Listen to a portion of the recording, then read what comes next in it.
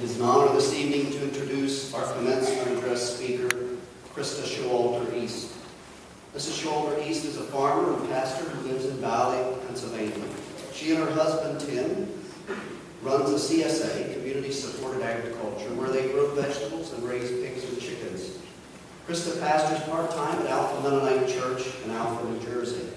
She is a graduate of Christopher Dock 2004, and Goshen College 2008, and received her MDiv from Candler School of Theology in 2012. Mrs. Showalter Ehst is passionate about the intersections between sustainable agriculture and theology, and seeks to weave together the hands-on work of farming with the heart and head work of ministry. When she's not farming or pastoring, Krista enjoys running, singing, and playing with grass with her husband Tim, cooking and eating delicious food, and spending time with her wonderful nieces and nephews. Our senior class appreciated hearing Mrs. Showalter Ehst during Spiritual Life Emphasis Week, and we're pleased that she agreed to bring the commencement address this evening with the title, Reminding the Real World of What's Real.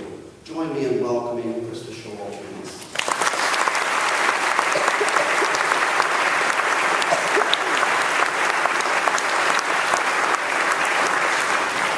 Thank you, and good evening. It is indeed good to be here this evening, and it's an immense honor to take part of this commencement ceremony for you all, class of 2014. When I first received the invitation to speak, I felt at once incredibly flattered and also slightly terrified. But now that I'm standing here, I know without a doubt that it is good to be here and good to speak to you in this time of celebration and change. I'm thankful to your class officers and to Dr. Schwartzentruber for inviting me. And I pray that I make a good showing for the many teachers seated here who witnessed my own graduation from this place 10 short years ago. I feel a little bit like I'm being graded all over again. But I know at the very least that I'll make my dad, Mr. Ehst, many of you, proud. He's actually a really easy father to make proud. He's kind of intense about that, but really easy to make proud. Enough about me. You all are the ones who have done it. You completed the last paper, played in the last game, performed in the last show, played in that last concert, waited in the lunch line for the last time, joked with your friends in the hall for the last time. You've gone to senior banquet. You've even completed that daunting senior speech for the single and final time. You've made it to this day of graduation, and you all deserve to be congratulated many times. High school is a lot to accomplish. 10 years is certainly not long enough to make me forget how many moments of learning and growth and challenge, not to mention fun, happened in those 4 years.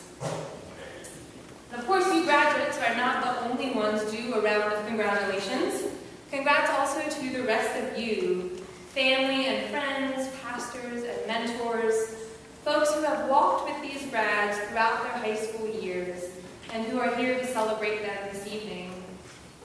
Undoubtedly, this feels like a big day to each of you as well, to consider and marvel at how much your high schooler has accomplished, to maybe feel a bit sad that this stage of their lives is over, and to anticipate along with them the road that lies ahead. That road, of course, will be different for each one of you graduates. You're looking forward to college, to jobs, to service experiences, to lots of exciting opportunities, and to many unknowns. Some might say to you on this day, well, kid, welcome to the real world. I know at least one high schooler who would balk at that kind of response. This high schooler doesn't go to Dock, but she's right around your all's age. We'll call her Sarah. Sarah and I were recently talking about her job at a local restaurant. Sarah has an incredibly full life. She works hard in her classes to earn good grades. She balances her time in regular high school with her time at a vo-tech program. In addition to school, she makes time for friends and youth group, and all that on top of the additional demands of the 4 weeknight evenings and full Saturdays that she spends working at a diner. Sarah told me, though, that if she ever talks about being stressed while she's working at the diner, one of her literally say, "Oh, honey, just wait until you're in the real world." Am I living in a fake world? Sarah asked me. Is this stress that I'm feeling about school and work and thinking about college somehow not real? All that real world stuff is always graded against me as well, and so I could commiserate with Sarah. In fact, not to be hard on you all, I think that language is an easy way for adults to discount and dismiss the experiences of young people. The real world cliche is maybe even one way that older generations despise you because you're young. Despise is a bit of a strong term. Maybe it feels too negative, especially for this celebratory evening, but don't blame me for using it. You can blame your senior officers or whoever it was that chose your class verse, which hopefully you all are aware of your class verse, which is from 1 Timothy 4. Timothy challenges his young listeners to let no one despise your youth, but to set an example. Evidently, the young people of Timothy's day were not always being respected or given the credit they deserved. And I think sometimes the same can be said today. You might not feel very despised. Hopefully you don't. You're undoubtedly respected and loved by the parents, mentors, teachers, and all the other adults who sit here and support you tonight. But forgive me, while this 1 Timothy verse leads me to explore the ways that our culture and society sometimes devalues your generation, tonight I want you to consider for a moment the forces that speak against your youthfulness, so that you, like Timothy's listeners, can resist and let no one despise you just because you are young. Allow me a brief history lesson. Our country actually has a pretty long history of viewing people your age with some influence. There was this guy back in the early 1900s named G. Stanley Hall. Probably not many of you have heard of him. Stanley was the first American to be considered an adolescent theorist, and he spent a good bit of his time thinking about people your age. Unfortunately, he didn't necessarily have the most positive view of young people. He thought y'all had a lot of energy, but he also thought that you're far too prone to spend all that energy on things like dancing, or sex, or, God forbid, work or political activism. He developed this whole image of young people being like a great river flowing down a mountain, branching into smaller and smaller streams until that river just finally dissipates into the sea. He thought that if young people wasted all their energy on frivolous activities, they would never be able to contribute to society once they became adults. The river of youthful energy needed to be harnessed, to be dammed up and contained. He even encouraged teachers to think of themselves as engineers who would create dams to hold up all that energy. High school for Hall was ideally a sort of holding ground. Youth were good to go through a basic education without being given too many responsibilities or too many expectations until they became an adult and could finally use up that stored up energy out in the real world. So what do you think? Were Mrs. Rock and Mr. Hertzler and Dr. Bishop secretly engineering ways to dam up all your energy? Hopefully not, probably not. Thankfully, Hall did not define American high schools, and his theories certainly don't shape what Christopher Dock looks like. But remnants of his ideas remain. On the one hand, our culture loves youth. It idealizes it in the media and in the young bodies so glamorized in ads and pop culture. But it's also a little fearful of youth and likes to hold it at bay. It feels safer for everyone if you all just stay segregated in the world of high school, plugged into your phones and TV shows and video games. In fact, Hall would probably love how today's generation of young people have come to be defined. You and I are only 10 years apart, and we're both considered part of the millennial generation. I'm not sure if you know this, but sometimes we millennials are known instead as the narcissistic generation. If any of you were at the Franconia Conference Youth Worship event last Sunday, you might have heard Luke Hartman give we millennials, in good humor, a hard time about this narcissism. Luke played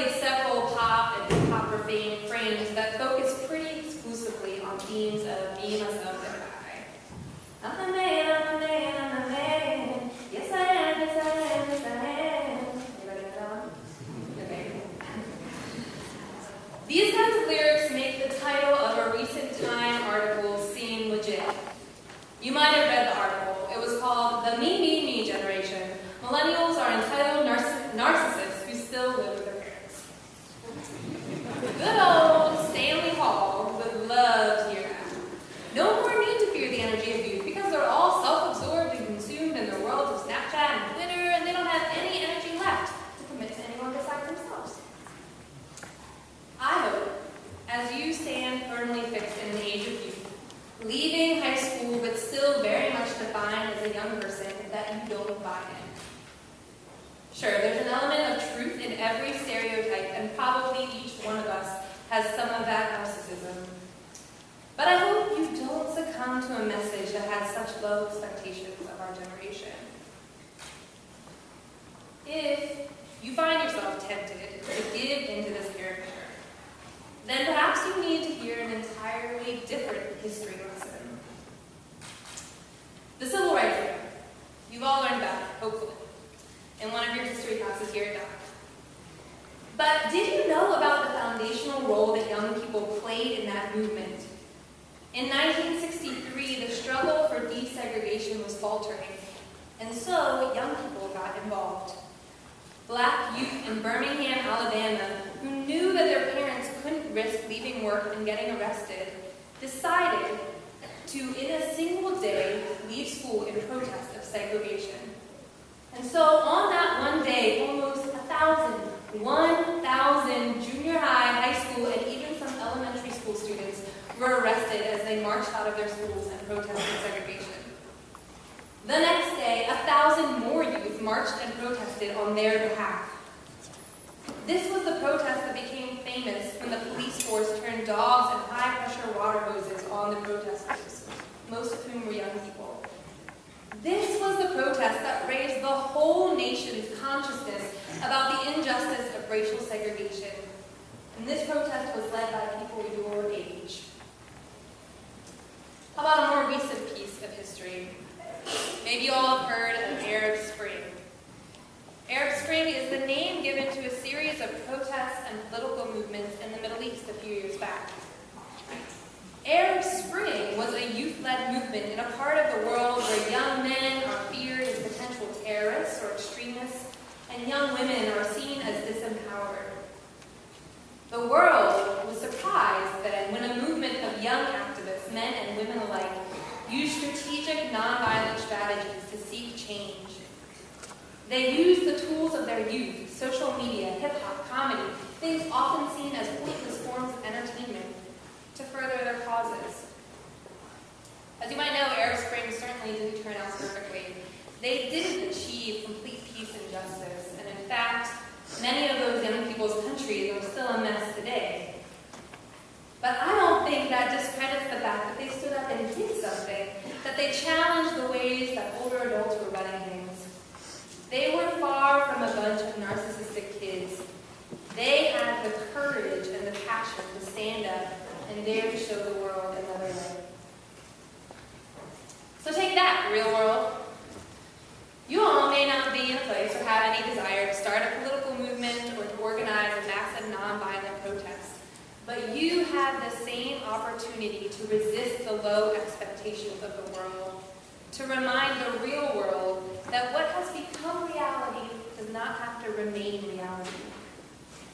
You have the energy to take on causes that the real world has declared as lost.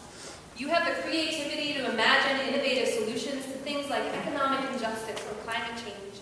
You have the courage to question whether the primary goal of life should really be to work endless hours for the sake of an occasional vacation. You have, hopefully, at least a small dose of idealism that motivates you to seek change in your community and in a larger world.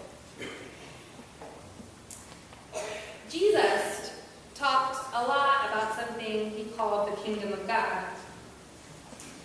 He encouraged his followers to look for glimpses of this kingdom and promised that it was in their midst even when it was hard to see. A kingdom that was difficult to see because the world that surrounded it was often at odds with kingdom values and kingdom ways. We haven't fully realized this kingdom, but I believe you all are a fundamental part of bringing more pieces of it into our midst. As 1 Timothy says, if you resist the ways that the world looks down on you and despises you, you can actually set an example. Not when you try not when you graduate college and enter the real world. No, you as young people in the here and now can set an example through the ways that you live your lives. It will take some intentionality, though. I hope that in the midst of all the joy and celebration and maybe sadness and anxiety that goes along with this transition, that you will give some intentional thought to what comes next and how you continue to use this life that stretches out before you. Here are some things that I've discovered about intentional living in the brief 10-year period since I stood in your shoes. One real-world pressure that I've struggled with is the pressure to figure out exactly what you're doing with your life and then to throw all your working hours into it. There's not much encouragement in broader culture for a deeper and richer understanding of vocation. Vocation, particularly Christian vocation, is not something that you discover and wrap up in a single moment. It's an ever-evolving thing that we constantly have to discern.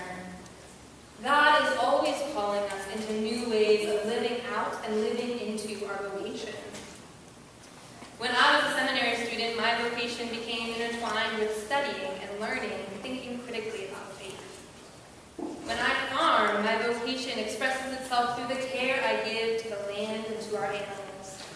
When I pastor, my vocation comes through in relationship building or in crafting sermons or thinking about a worship service. When I'm hanging out with friends or playing with my nieces and nephews or relating to my husband, I'm still living out my vocation, although it might take on a different shape. Vocation might include a job, but it is so much bigger than a career path. You are living out vocation right now. So take that seriously and keep your eyes open for how God might be calling you into a new expression of your vocation. While vocation isn't just a job, this is nonetheless an incredible chance to think carefully and critically about where you want to invest your time, your energy, your education. Please don't just choose your career path on the basis of earning a high salary. It's hard to resist that pressure in the real world. We live in a world that places so much emphasis on financial security and accruing financial wealth, and it is hard to remember Jesus' challenge to not worry about tomorrow or to store up earthly treasures. But you can resist. In fact, many of you have the privilege of resisting. A lot of people in our world have to be consumed by money concerns just in order to get the bills paid and support their families. Some of you might be in that camp now, or you might find yourself there someday, but I have a hunch that many of you have the privilege of not being bound by financial demands. And I hope you'll take that privilege and use it to remind the world that there is so much more to reality than financial gain. In fact, there's much to be said for simple living shaped by daily rhythms and relationships, rather than by figuring out how to make more money. So instead, find something you're passionate about. That passion might change or shift, but seek it out in the here and now. When you've discovered a passion, fly in the face of that narcissistic stereotype and consider how it might contribute to your community. It doesn't have to be an earth-shattering gift or a lofty philosophical aim. My husband Tim and I farm. We do very basic, physical, hands-on, and dirty work every day. But we try to do it intentionally in a way that gives back to the land and to the community around us. Whether you end up as a farmer or a mechanic, a philosopher or a doctor or a business person, or if there's a time in between when you find yourself as a college student or a volunteer, have the courage to ask, how is God inviting me to use my passions, even in the smallest of ways, to further the cause of the kingdom?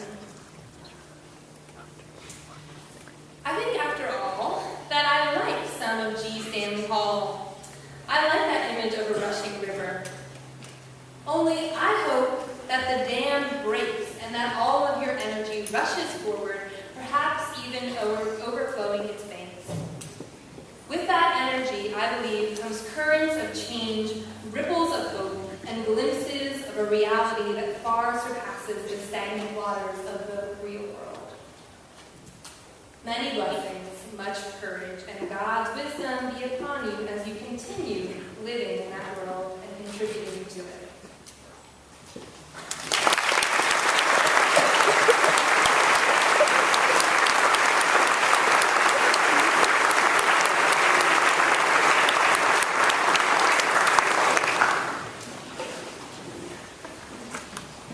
Thank you, Mrs. Showalter Ehst, for that very timely challenge for our graduates, but also for each of us. It is really exciting to think about the potential represented by the students on this stage as they go out to change and shape our communities and our world. This time, Mr. Rutherford will lead us in singing page 545, Be Thou My Vision. Please stand and join in singing. I don't know. Why not? I don't know why we would. Just